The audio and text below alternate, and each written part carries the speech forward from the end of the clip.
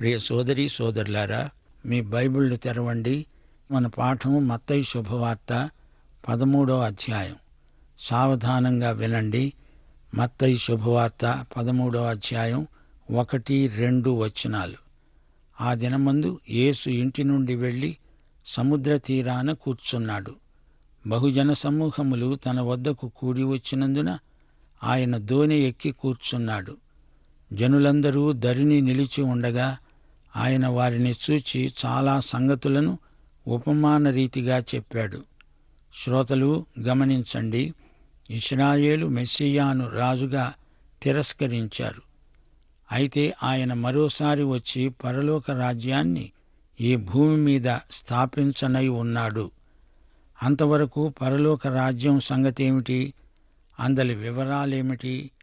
ఈ సంగతులను మనకు నేర్పే ఉపమానాలను ప్రభువు ఉపదేశిస్తున్నాడు. దేవుని కుమారుడు పరలోక రాజ్యాన్ని స్థాపించడానికి వచ్చే వరకు ఆయన రాజ్య మర్మాలను సూచించే ఉపమానాలు ఈ అధ్యాయంలో ఉన్నాయి. ఆలివ్ కొండ ప్రసంగంలో రాబోయే ఆయన రాజ్య స్వరూప స్వభావాదులు తేటతెల్లము చేయబడ్డాయి. కొండమీది ప్రసంగంలో రాజ్య ప్రణాళికను గురించి చెప్పాడు. ఆ తరువాత తాను రాజుగా ఏమి చేయగలడో అదంతా స్వయంగా చేసి చూపించాడు. గాని వారాయన సందేశాన్ని, పరిచర్యను నిరాకరించారు. మాకో సూచక క్రియ చూపమని అడిగితే యోనానే ఆయన ఎత్తి చూపాడు. యోనా మృత్యుగర్భం నుంచి వచ్చి సందేశం ప్రకటించాడు. యోనా యేసు పునరుత్థానానికి సమగ్ర సంకేతం. యేసే పునరుత్థానం. ఆ తరువాత ప్రభువు సమస్త మానవులను ఉద్దేశించి పిలుస్తూ, నా వద్దకు రండి, నేను మీకు విశ్రాంతి కలుగజేస్తాను అన్నాడు. యేసు మొదటి రాకడలో ఈ రాజ్యం స్థాపింపబడలేదు. మరి ఈ రాజ్యం సంగతేమిటి?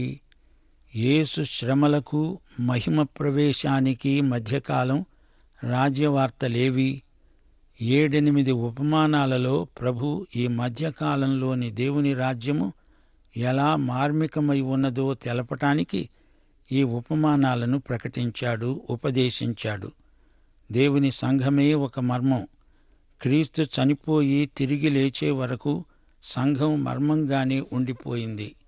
ఎఫెసీ పత్రిక 5వ అధ్యాయం 25వ వచనం అంటోంది, క్రీస్తు సంఘమును ప్రేమించి దాని కొరకు తనను తాను అప్పగించుకున్నాడు. యేసు ఇంటి నుండి వెళ్లి సముద్ర తీరాన కూర్చున్నాడు. ఇక్కడ ఇల్లు అంటే ఇశ్రాయేలు జాతి. ఆయనను తిరస్కరించినందున ఆయన ఇల్లొదిలిపెట్టాడు.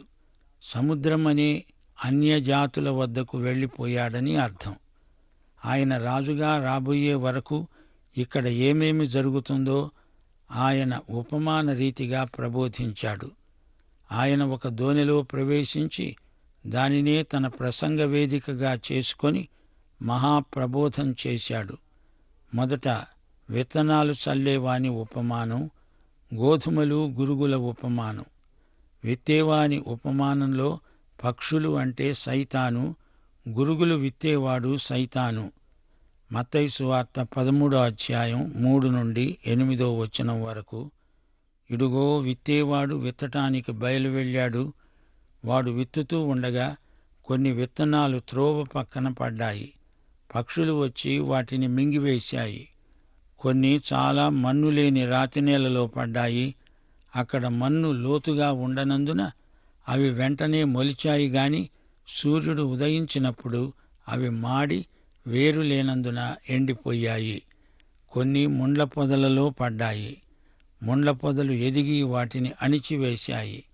కొన్ని మంచు నేలలో పడి ఒకటి 100 ఒకటి 60 ఒకటి 30 ఫలించాయి. చెవులు గలవాడు వినుగాక. శ్రోతలు వింటున్నారా? విత్తేవాడు యేసుక్రీస్తే. ఆయన రాజు అయినా ఆయన కర్షకుడి పని చేస్తున్నాడు. విత్తనమంటే దేవుని వాక్యం, పొలమంటే లోకం, సంఘం కాదు. విత్తనాలు చల్లాలి. కొన్ని విత్తనాలు ఫలించవు, కొన్ని ఫలిస్తాయి. కొందరు వాక్యాన్ని అంగీకరిస్తారు, కొందరు తిరస్కరిస్తారు. అయినా మనం విత్తనాలు చల్లుతూనే ఉండాలి. యేసు ప్రభువు మనల్ని విత్తనాలు చల్లమన్నాడు. విత్తనాలు చల్లడం పాలస్తీనా దేశంలో సాధారణ సన్నివేశం. అయితే మత్తయి సువార్త 9వ అధ్యాయం 36 నుండి 38 వచనం వరకు ప్రభువు కోత పనివారు కావాలి అన్నాడు. ఎప్పుడు? శిష్యులను ఇశ్రాయేలులో తప్పిపోయిన గొర్రెల వద్దకు పంపుతూ అన్న మాటలివి. ధర్మశాస్త్ర యుగం ముగింపునకు వస్తున్న సందర్భమది. 1500 సంవత్సరాలుగా ధర్మశాస్త్ర యుగంలో విత్తనాలు చల్లబడ్డాయి. ముగింపులో కోతకాలం వచ్చింది. ఆ తరువాత మరో కొత్త యుగారంభం. ప్రతి యుగాంతంలో కోతకాలం వస్తుంది. యుగారంభం విత్తనాలు చల్లే కాలానికి మొదలు. యుగాంతంలో కోత అంటే తీర్పు. ఇప్పుడైతే మనము విత్తనాలు చల్లాలి. దేవుని వాక్యమనే విత్తనాలు చల్లే కాలమిది. ఈ విత్తనం ఎక్కడ పడుతుందో గమనించండి. 4 రకాల భూములు పేర్కొనబడ్డాయి. చల్లబడిన విత్తనాలలో 35% ఫలించవు. ఆ గింజలు చస్తాయి, వృధా అయిపోతాయి. గింజలు మంచివే గాని భూమిదే సమస్య. మంచి భూమి కాకపోతే విత్తనం ఫలించదు. దారి ప్రక్కన పడిన విత్తనాలను పక్షులు తినేశాయి. 19వ వచనంలో ప్రభువు దీన్ని వివరిస్తూ అన్నాడు, ఎవడైనా రాజ్యమును గూర్చిన వాక్యము విని గ్రహించకుండా ఉంటే దుష్టుడు వచ్చి వాని హృదయములో విత్తబడిన దానిని ఎత్తుకొని పోతాడు. త్రోవ ప్రక్కన విత్తబడినవాడు వీడే. పక్షులు అంటే దుష్టుడు, సైతాను. దారి ప్రక్కన పడిన విత్తనాలు వీడు తీసుకుపోతాడు. ప్రతి విశ్వాసి ఈ విషయంలో ఆత్మ పరీక్ష చేసుకోవాలి. దారి ప్రక్కన భూమి నామకార్థ క్రైస్తవులకు సంకేతం. వారు వాక్యం విన్నారు గాని విశ్వాసముతో వినలేదు. వాక్యముతో విశ్వాసాన్ని జత చెయ్యాలి. మానసికంగా సమాచారం సేకరించారు గాని అది దేవుని దృష్టికి వినటం కానే కాదు. వీరు సంఘ సభ్యులు అంటే ఏదో క్లబ్బులో మెంబర్లైనట్లే వ్యవహరిస్తారు. ఇక రెండో గుంపు విత్తనాలు రాతి నేలలో పడ్డాయి. మత్తయి సువార్త 13వ అధ్యాయం 20-21 వచనాలు. రాతి నేలను విత్తబడిన వాడు వాక్యము విని వెంటనే సంతోషముతో దానిని అంగీకరించేవాడు. అయితే అతనిలో వేరు లేనందున అతడు కొంతకాలము నిలుస్తాడు గాని వాక్యము నిమిత్తము శ్రమ అయినా హింస అయినా కలగగానే అభ్యంతరపడతాడు. దారి ప్రక్కన పడిన విత్తనాలను సైతాను దొంగిలించాడు. గాని రాతి నేలను పడిన విత్తనాల సంగతేమిటి? శరీరం, శరీరాశలు ఈ విత్తనాలను హరించి వేస్తాయి. రాళ్ల మధ్య ఉన్న విత్తనాలు మొలకెత్తవు. సైతాను, శరీరము గాక మూడో ప్రతిబంధకమున్నది. మత్తయి సువార్త 13వ అధ్యాయం 22వ వచనం. ముండ్ల పొదలలో విత్తబడిన వాడు వాక్యము వినేవాడే కాని ఐహిక విచారము, ధనమోసము ఆ వాక్యమును అణిచివేస్తాయి గనుక వాడు నిష్ఫలుడవుతాడు. ఇక్కడ లోకము వీరిలో వాక్య బీజం ఫలించకుండా చేసే ముండ్ల కంప. కొందరికి బీదరికం, కొందరికి ఐశ్వర్యం, అంతా ఐహిక విచారం. ఈ మూడు రకాల విశ్వాసులు అనుకునేరు. అసలు వీరు విశ్వాసులు కానే కారు. అసలు విశ్వాసం ఉందో లేదో ప్రతి ఒక్కడూ పరీక్షించుకోవాలి. అయితే దేవునికి స్తోత్రం, కొందరిలో వాక్య బీజం ఫలిస్తుంది. 23వ వచనం. మంచి నేలను విత్తబడినవాడు వాక్యము విని గ్రహించేవాడు. అట్టివారు సఫలులై ఒకడు 100 ఒకడు 60 ఒకడు 30 ఫలిస్తాడు. కొందరు బాగా ఫలిస్తారు, కొందరైతే అంతంత మాత్రమే. వాక్యాన్ని వినడం మాత్రం కాదు, వాక్యాన్ని గ్రహించాలి. ఐథియోపియుడైన నపుంసకుడు వాక్యం చదువుతున్నాడు గాని అర్థం చేసుకోలేకపోతున్నాడు. ఎంత చదివినా గ్రహించలేడు. అప్పుడు దేవుని ఆత్మ ఫిలిప్పును తెచ్చి రథంలో అతని ప్రక్కనే కూర్చోబెట్టాడు. అసలు నపుంసకుడే ఫిలిప్పు రథమెక్కి పరలోకానికి వెళ్ళిపోయాడు. ఫిలిప్పే నపుంసకుడికి పరలోకానికి టికెట్ ఇచ్చాడు. ఫిలిప్పు ఆత్మ ద్వారా నపుంసకునికి వాక్య భాగం తెలియచెప్పాడు. వధకు తేబడిన గొర్రె ఎవరో కాదు, యేసుక్రీస్తే అని వివరించి చెప్పాడు. యేసు మన పాపాలకు అతిక్రమాలకు గాయపరచబడినవాడై మన సమాధానార్థమైన శిక్ష ఆయనే భరించాడు. ఐథియోపియుడు యేసును అంగీకరించి రక్షించబడ్డాడు. ఫిలిప్పు ఏం చేశాడు? దేవుని వాక్యపు విత్తనం నపుంసకునిలో నాటాడు. అది పరలోక రాజ్య సన్నివేశం. విత్తనం వేసినవాడు యేసుక్రీస్తే. యేసుక్రీస్తు విత్తనాలు చల్లుతున్నాడు. పరిశుద్ధాత్మ విశ్వాసముంచే వారి హృదయాలకు దేవుని వాక్యాన్ని అన్వయిస్తాడు. విత్తేవాని ఉపమానం చెప్పి ముగించి ప్రభు అన్నాడు, చెవులు గలవాడు వినుగాక. 10వ వచనం. శిష్యులు వచ్చి అడిగారు, నీవు ఉపమాన రీతిగా ఎందుకు వారితో మాట్లాడుతున్నావు? ఉపమానమనేది ఇహలోకములోని కథ, అందులో పరలోక భావం. పరలోక సత్యంతో ఇహలోక వాస్తవాన్ని కొలవటమే ఉపమాన బోధ. ఎందుకు యేసు ఉపమానాలు ప్రయోగించాడు? 11వ వచనం. పరలోక రాజ్యమర్మము ఎరుగుట మీకు అనుగ్రహించబడింది గాని వారికి అనుగ్రహించబడలేదు. చెవులు మూసుకున్న వారికి వినపడదు, చెవులు తెరుచుకుంటే వినపడుతుంది. అంతే. దేవుని వాక్యానికి కొందరి చెవులు మూయబడి ఉన్నాయి. మూయబడిన చెవులకు వాక్యం వినబడదు. వినని వారికి అది అర్థం కాదు. దేవుని వాక్యము వినే మనసుంటే వింటారు. కలిగిన వానికే ఇయ్యబడుతుంది, వానికి సమృద్ధి కలుగుతుంది. లేనివానికి కలిగినది వాని వద్ద నుండి తీసివేయబడుతుంది. వారు చూస్తూ ఉండి కూడా చూడరు, వింటూ ఉండి వెనక గ్రహించక ఉన్నారు. ఇందునిమిత్తమే నేను ఉపమాన రీతిగా బోధిస్తున్నాను అన్నాడు ప్రభువు. ఉపమానాలు ఎలా ఉంటాయి అంటే, విననొల్లని వారికి అవి విన్నా అర్థం కావు. పరలోక రాజ్య పరిస్థితి అనగా యేసు ప్రభుత్వం సంఘమందు ప్రవర్తిల్లుతుంది. యేసుక్రీస్తును గురించిన రక్షణార్థమైన జ్ఞానాన్ని సంఘం అందరికీ పంచిపెడుతుంది. ఇప్పుడు గురుగులను గురించిన మరో ఉపమానం. మత్తయి సువార్త 13వ అధ్యాయం 24వ వచనం. పరలోక రాజ్యము తన పొలములో మంచి విత్తనము విత్తిన ఒక మనుష్యుణ్ణి పోలి ఉన్నది. మనుషులు నిద్రిస్తూ ఉండగా అతని శత్రువు వచ్చి గోధుమల మధ్య గురుగులు విత్తిపోయాడు. మొలకలు పెరిగి గింజ పట్టినప్పుడు గురుగులు కూడా అగపడ్డాయి. అప్పుడు ఇంటి యజమాని దాసులు అతని వద్దకు వచ్చి అన్నారు, అయ్యా, నీవు పొలములో మంచి విత్తనములు విత్తావు కదా, అందులో గురుగులెక్కడ నుండి వచ్చాయి? ఇది శత్రువు చేసిన పని అని అతడు వారితో చెప్పగా, ఆ దాసులడిగారు, మేము వెళ్ళి వాటిని పెరికి కూర్చడము నీకిష్టమా? అందుకతడన్నాడు, వద్దు. గురుగులను పెరుకుతూ ఉండగా వాటితో కూడా ఒకవేళ గోధుమలను పెళ్లగిస్తారేమో. కొంతకాలం వరకు రెండిటినీ కలిపి ఎదగనియ్యండి. కోతకాలమందు గురుగులను ముందుగా కూర్చి వాటిని కాల్చివేస్తారు. వాటిని కట్టలు గట్టి గోధుమలను నా కొట్టులో చేర్చిపెట్టండి. కోతగాండ్రతో ఆయన ఈ మాట అంటాడు, విత్తనాల్లో 4వ వంతు మాత్రమే మంచి భూమిలో పడి ఫలిస్తాయి. మిగతా 3 వంతుల విత్తనాలు వృధా అయిపోతాయి. విన్నవారు విన్నదాన్ని పెడచెవిన పెట్టారు. విన్నవారిలో 4వ వంతు మాత్రమే రక్షించబడినవారు. మనమైతే విత్తనాలు చల్లే పనిలోనే ఉన్నాము. మంచి విత్తనాలు మనం చల్లుతూ ఉంటే శత్రువు చెడ్డ విత్తనాలు చల్లుతున్నాడు. విత్తేవాడు ప్రభువు, ఆయన కునుకడు, నిద్రపోడు. మనుషులు నిద్రించారు, అనగా ప్రభువు సేవకులు నిద్రపోతున్నారు. అప్పుడు సైతాను వచ్చి గురుగులు నాటిపోయాడు.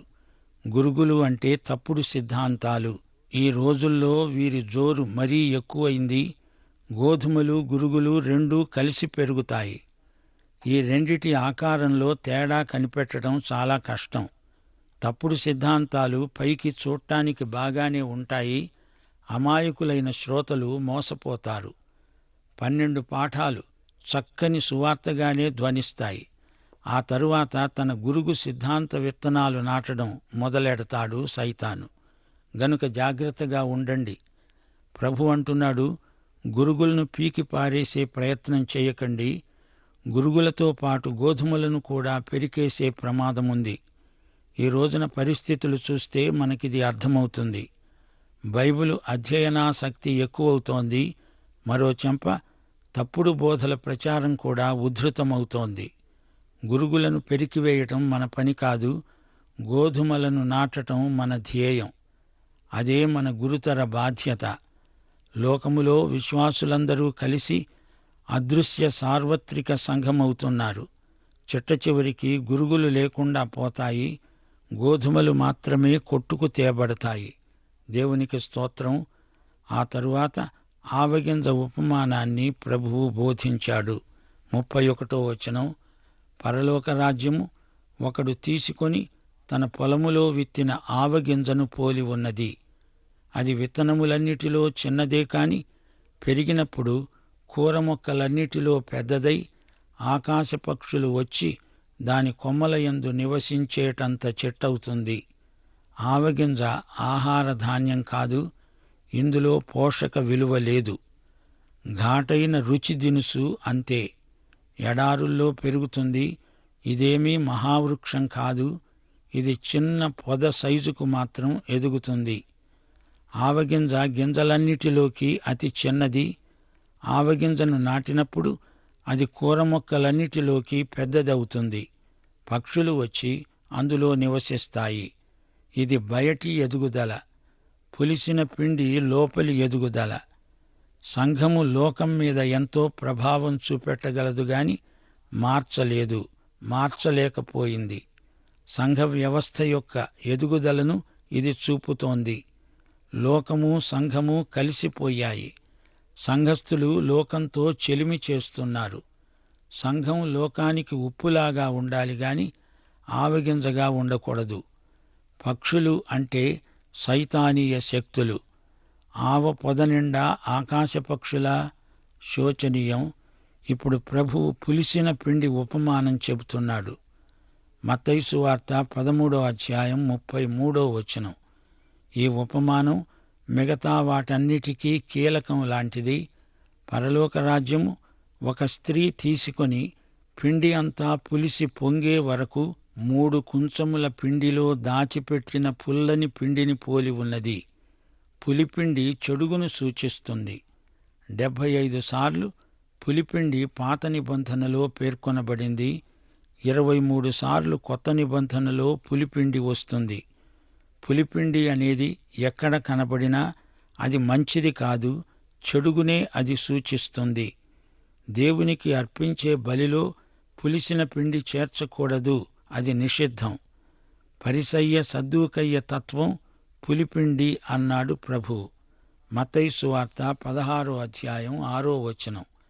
1 కొరింథీ 5వ అధ్యాయం 8వ వచనంలో పౌలన్నాడు, పాతదైన పులిపిండితోనైనా దుర్మార్గం దుష్టత్వం అనే పులిపిండితోనైనా కాకుండా నిష్కాపట్యము సత్యము అనే పులవని రొట్టెతో పండుగ ఆచరిద్దాము.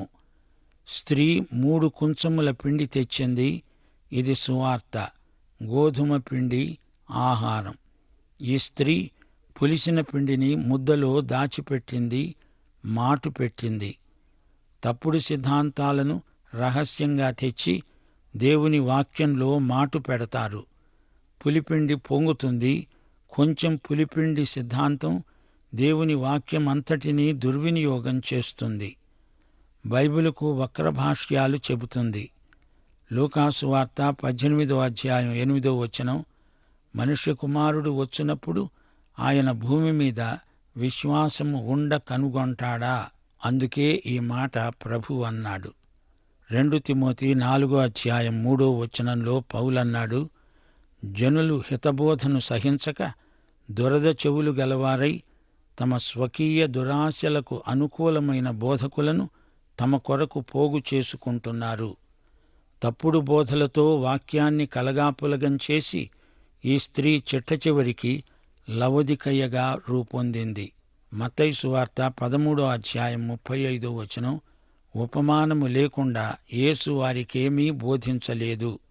కోత యుగ సమాప్తి. కోత కోసేవారు దేవదూతలు. అది తీర్పు దినం. ఏడుపు, పండ్లు కొరుక్కోవడం అందులో ఉంటాయి. నీతిమంతులు తమ తండ్రి రాజ్యములో సూర్యుని వలె తేజరిల్లుతారు. 44వ వచనం, భూమిలో దాచబడిన ధన నిక్షేపం. పరలోక రాజ్యము పొలములో దాచబడిన ధనమును పోలి ఉన్నది. ఒక మనుష్యుడు దానిని కనుగొని దాచిపెట్టి అది దొరికిన సంతోషముతో వెళ్ళి తనకు కలిగినదంతా అమ్మి ఆ పొలం కొంటాడు. ఇశ్రాయేలే ఈ ధన నిక్షేపం. పొలమంటే లోకం. ఈయన యేసే. ఇశ్రాయేలు జాతికి ఆయనే విమోచకుడు. రోమాపత్రిక 11వ అధ్యాయం 1-2 వచనాలలో పౌలన్నాడు, దేవుడు తన ప్రజలను విసర్జించాడా? అట్లనరాదు. తాను ముందెరిగిన తన ప్రజలను దేవుడు విసర్జించలేదు. ఆ తరువాత ఉపమానం మంచి ముత్యం. 45వ వచనం, పరలోక రాజ్యం మంచి ముత్యములను కొన వెదకుతున్న వర్తకుణ్ణి పోలి ఉన్నది. అతడు అమూల్యమైన ఒక ముత్యమును కనుగొని పోయి తనకు కలిగినదంతా అమ్మి దాన్ని కొన్నాడు. ఈ ఉపమానంలో వర్తకుడు యేసుక్రీస్తే. ఆయనే తన అమూల్య రక్తంతో పాపిని కొన్నాడు. తన సంఘము కోసం ఆయన తనకున్నదంతా వెచ్చించాడు. దేవునికి స్తోత్రం. మత్తయి సువార్త 13వ అధ్యాయం 47-49 వచనం వరకు. పరలోక రాజ్యము సముద్రములో వేయబడి నానా విధములైన చేపలను పట్టిన వలను పోలి ఉన్నది. అది నిండినప్పుడు దానిని దరికి లాగి కూర్చుండి మంచి వాటిని గంపలో చేర్చి చెడ్డవాటిని బయట పారేస్తారు. అలాగే యుగ సమాప్తి యందు జరుగుతుంది. దేవదూతలు వచ్చి నీతిమంతులలో నుండి దుష్టులను వేరుపరచి వీరిని అగ్నిగుండములో పడేస్తారు. అక్కడ ఏడుపు, పండ్లు కొరుక్కోవటం ఉంటాయి. దైవాశీస్సులు. ఆమేన్.